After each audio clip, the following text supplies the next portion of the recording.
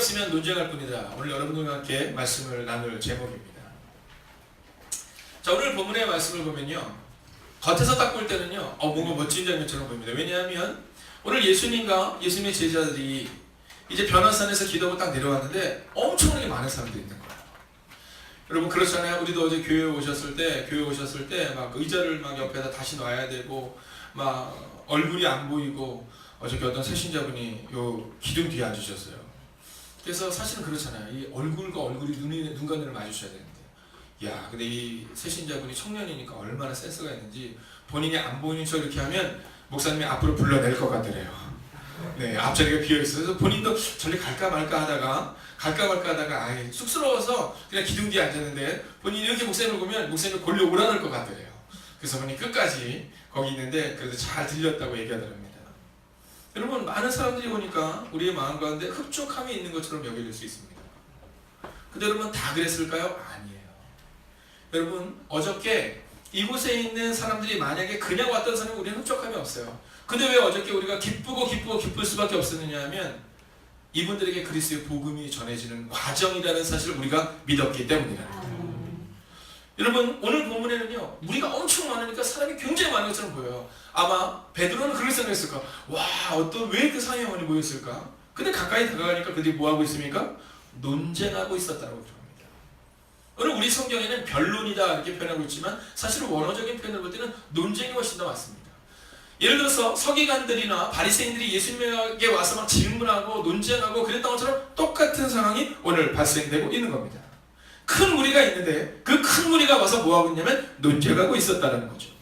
왜요? 능력이 없었기 때문입니다. 여러분, 교회에 능력이 없어지면, 교회의 능력이 사라지면 논쟁밖에 남는 것이 없습니다. 교회에 예수 그리스도가 사라지면 논쟁밖에 남는 것이 없다는 사실을 잊지 마셔야 합니다. 가정 또한 마찬가지예요. 가정의 사랑이 사라지고 그리스도 예수의 능력이 사라지면 논쟁이 커집니다. 변론이 커지고 서로의 의견이 충돌합니다. 그러나 그 안에 예수님이 오시면 가정의 문제도, 자녀의 문제도, 교회의 문제도 해결될 줄로 믿습니다. 오늘 어떤 문제가 있었습니까? 오늘 본문에 보면 참 이게 얼마나 슬픈지를 보여줘요. 18절을 같이 한번 읽어볼까요? 18절입니다. 시작. 귀신이 어디서든지 그를 잡으면 거꾸러져 거품을 흘리며 이를 갈며 그리고 파리에 지는지라. 내가 선생님의 제자들에게 내쫓아달라 하였으나 그들이 능히 하지 못하더이다. 아멘. 여러분, 이 아버지의 마음이 어땠을까 생각해보세요.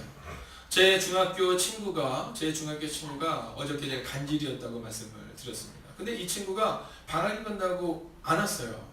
근데 선생님이 그 책상에 이제 조화조를 놨습니다. 얘가 시골에 내려갔는데 화장실에서 간질이 발생이 된 거예요. 그런데 그때 화장실에서 간질이 발생이 되고 예전 화장실인가 거기 빠진 겁니다. 빠졌는데 그때 시골에 누구도 안 계셨어요. 할머니도 다 일하러 나가시고. 그래서 그 아이가, 저는 그때 알았어요. 이 똥에 독이 있답니다. 그래서 그 독에 의해서 아이가 죽은 거예요. 전 중학교 1학년 때 그 사건이 지금부터 벌써 30년이 훨씬 넘는 전의 일이지만 아직도 기억해요. 그리고 그 어머니의 눈물이 아직도 기억나요. 저희가 가면 고마워 하면서 눈물을 흘렸던 그 모습이 아직도 기억나요. 여러분, 이 아버지가 어땠겠냐는 거예요. 이 아들을 데리고 와서 예수님을 고쳐줄 수 있겠지 하고 왔는데 고치지 못하는 겁니다. 그러자 서기관들이, 바리새인들이 잘 됐다라고 생각하면서 득달같이 달려들고 있다는 겁니다. 여러분, 교회에 논쟁이 없으면 사단이 교회를 그냥 두지 않습니다. 여러분, 교회에 그리스도 예수가 없으면 그 논쟁으로 인해서 사단이 공격해요. 여러분, 교회에 논쟁이 없으면 좋은 것처럼 보이지만 그러나 사단은요 그것을 노리고 있는 겁니다. 그럼 어떻게 해야 돼요? 교회는 능력이 나타나야 한다는 겁니다. 오늘 이 교회, 오늘 이 공동체 가운데 그리스도의 능력이 사라지니까, 그리스도께서 계시지 않으니까 논쟁만 발생하는 거예요. 이때다! 라고 공격하고 있다라는 거죠. 여러분, 한국교회 현실이 어떻습니까? 요즘 종종 TV를 틀면 한국교회의 문제가 자꾸 나옵니다. 이유가 뭡니까? 이유는 하나예요. 그곳에 예수님이 안 계시기 때문이에요. 여러분, 그곳에 목사는 있는데, 그곳에 장로님, 권사님, 집사님, 성도님은 있는데, 교회는 큰데 그곳에 그리스도 예수가 없는 거예요. 그러니까 논쟁의 대상이 되고, 그리고 사람들의 공격을 받게 된다는 겁니다. 여러분, 예수님이 물어요. 16절에 보면 너희가 그들과 무슨 논쟁을 하고 있느냐? 이렇게 물어요. 자, 근데 그때 우리 중에 한 사람이 일어납니다. 이 사람이 누구냐면 논쟁의 주인공이에요. 이 사람이 바로 이 귀신 들린 아들의 아버지입니다. 자, 그 사람이 손을 들어서 이렇게 말합니다. 예, 선생님, 내 아들을 선생님께 데리고 왔는데 근데 제자들이 능히 고치지 못합니다. 이렇게 말하는 겁니다. 여러분, 귀신 들린 아들을 데리고 왔는데 왜 논쟁이 일어납니까? 여러분, 능력이 없어서 그 아들을 고치지 못하니까 논쟁이 나타나고 있다는 겁니다. 여러분, 18절을 보면 귀신을 내어쫓지 못했다라는 겁니다. 여러분, 저는 우리 교회가 귀신을 내어쫓지 못하는 교회, 여러분, 우리 교회가 능력이 없는 교회가 아니라 예수 그리스도의 능력으로 새로워지는 교회가 될 줄로 믿습니다. 여러분, 교회가 논쟁하는 교회가 되기를 원하십니까? 논쟁을 종식하는 교회가 되기를 원하십니까? 여러분, 저는 우리 교회가 논쟁을 종식하는 교회가 되기를 원합니다. 여러분, 왜 논쟁을 하고 있습니까? 예수님이 물어요. 야, 왜 논쟁하고 있니? 그랬더니 그들이 말해요. 예, 귀신을 내어쫓지 못했어요. 즉, 능력이 나타나지 않아서 논쟁하고 있어요. 이렇게 말하는 겁니다. 여러분, 왜 그곳에 능력이 나타나지 않습니까? 예수님이 계시지 않았기 때문이에요. 여러분, 만약 우리 가정 가운데, 우리 교회 가운데 지금 능력이 나타나지 않는다면 그럼 확인해야 돼요. 어떤 확인이 필요하냐면 지금 예수님이 우리 안에 계신가. 여러분, 우리가 문제 앞에서 무엇을 점검해야 되냐면 지금 내가 예수님의 뜻대로 오늘을 살아가고 있는가. 여러분, 오늘 이 새벽의 시간 여러분이 이곳에 나와 말씀을 듣고 그리고 이 말씀을 묵상하고 그리고 기도할 때 예수님은 분명히 여러분에게 말씀하실 거예요. 여러분, 기도하는 사람은요, 딴 길로 가기가 어렵습니다. 예수님이 우리 안에 계시면 여러분, 우리가 딴 길로 갈 수가 없습니다.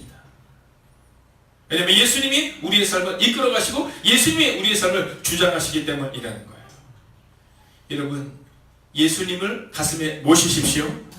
그리고 오늘 그 믿음으로 살아내십시오. 예수님이 없는 사람처럼 논쟁하고 예수님이 없는 사람처럼 능력 없는 삶을 살아가는 것이 아니라 예수님의 살아계심을 여러분의 삶 가운데서 보여줄 수 있기를 주의 이름으로 축원하겠습니다. 여러분, 오늘 이 귀신 들린 아들을 데리고 온 아버지에게는 한 가지 믿는 것이 있었습니다. 그것은 뭐냐면 우리가 다시 보진 않지만 마가복음 8장에 보면 예수님이 4,000명을 먹이는 장면이 나와요.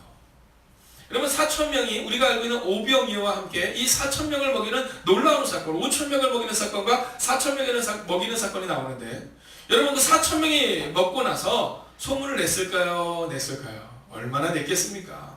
여러분, 한 사람이 알아도 소문이 퍼지는데 4,000명이 소문을 낸 거예요. 그러니까 아버지가 이 아들을 데리고 온 거죠. 근데 잘 보십시오. 예수님은 뭐라고 말씀하시냐면 너희 가운데 겨자씨만한 믿음이 있을지라도 너희 가운데 이 산이 옮겨 저 산으로 옮기는 그 역사를 이룰 수 있을 것이라고 말씀하시잖아요. 자, 그럼 제가 여러분에게 한번 묻겠습니다. 자, 이 아버지에게는 믿음이 있었을까요? 있었을까요? 있었죠.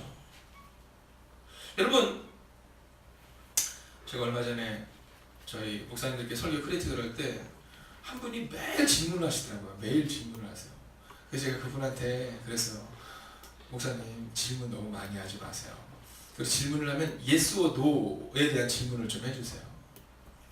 왜냐하면 질문을 하는데 너무 늘 이렇게 형이상학적인 질문을 하세요. 그래서 저도 저 답이 뭘까를 고민하게 돼요. 그래서 제가 그분에게 그랬어요. 만약에 질문을 할 거면 정답을 알려주고 질문을 하세요. 네, 그래야지만이 사람들이 대답하기가 좋아요. 그래서 제가 여러분에게 질문할 때는 정답을 미리 얘기하거나, 여러분, 저는 실력이 없는 성도를 만들고 싶지 않습니다. 시력이 없는 성도면 몰라도. 네, 그러니까 다 있어요. 그러니까 여러분 응답해 주셔야 돼요. 자, 믿음이 있었죠. 믿음이 있었어요. 분명히 있었어요. 아니, 겨자씨만한 믿음이 있을지라도 나음을 얻게 될 텐데 왜 나음을 얻을 수 없었을까? 또 예수님은 말씀하실 때 뭐라고 말하냐면 19절 보면 이렇게 말해요. 제자들에게 믿음이 없는 세대예요. 이렇게 말해요. 믿음이 없는 세대예요. 여러분, 오늘 이 사건 이전에 어떤 일들이 있었는지 아시죠? 4,000명을 먹이는 사건 가운데 제자들이 있었다니까요.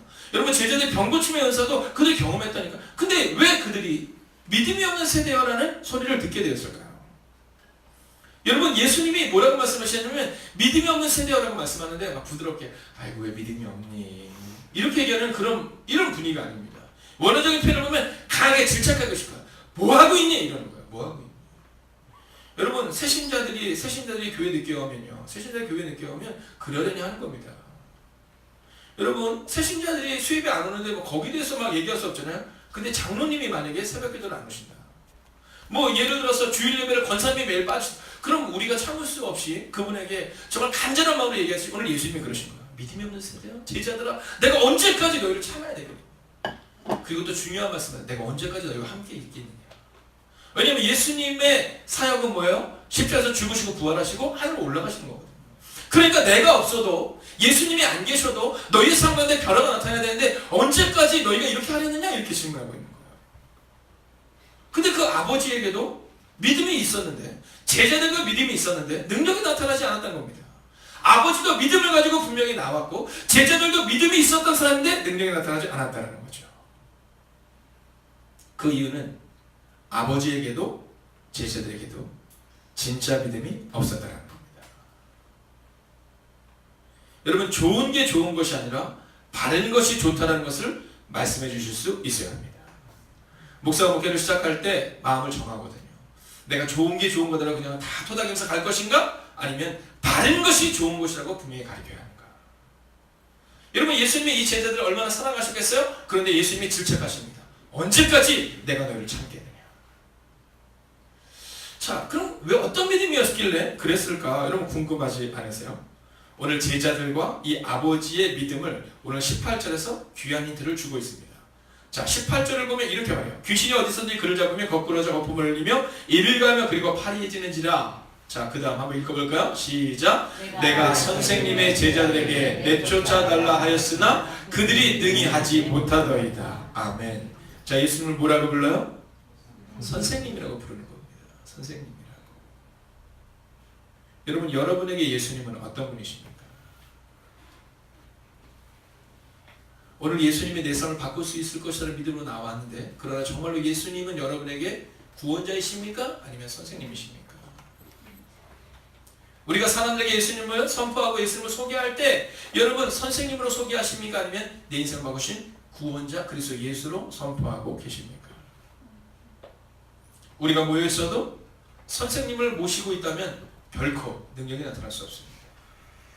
오늘 제자들이 능력 있는 것처럼 보였지만 예수님을 믿는 그 간절한 믿음으로 나왔지만 아버지에게 제자들에게 믿음 있는 것처럼 보였지만 그러나 그들에게 믿음이 없다라고 오늘 성경은 말하고 있다는 겁니다.